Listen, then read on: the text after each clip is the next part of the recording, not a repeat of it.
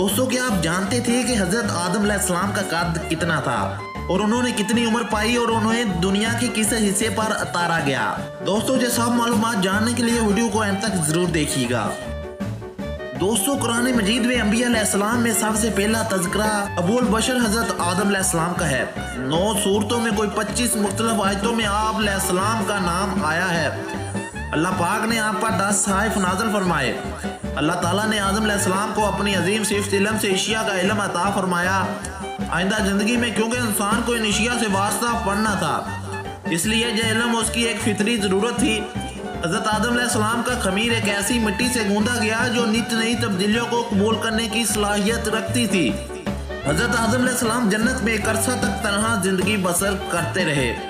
اللہ پاک نے ان کی بائیں پسلی سے ایک عورت کو پیدا کیا۔ حضرت آدم علیہ السلام نے اپنی بیوی کا نام حوا رکھا جو سب انسانوں کی ماں ہے۔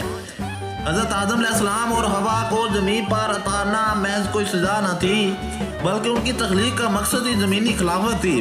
کتاب المعارف میں ابن قتیبہ نے لکھا ہے کہ حضرت آدم علیہ السلام سرندیپ سری لنکا کے پہاڑ واسم پر اتارے گئے جو ہزاروں سال پہلے ہندوستان کے جنوبی حصہ سے ملا ہوا تھا۔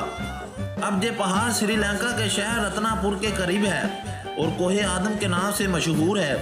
ابن بطوطہ نے جبل سرندیپ کو دنیا کے بلند پہاڑوں میں سے ایک لکھا ہے۔ بابا آدم علیہ السلام کے پاؤں کا نشان ایک سخت سیاہ پتھر پر ہے۔ قرآن و حدیث میں اس کی بابت کی کوئی سند نہیں۔ حضرت حوا جدہ میں اتاری گئیں۔ حضرت آدم علیہ السلام کا قد تقریباً 60 ہاتھ لمبا تھا جو تقریباً 90 گز بنتا ہے۔ وہ خوف الہی کی وجہ سے جھک کر چلتے تھے۔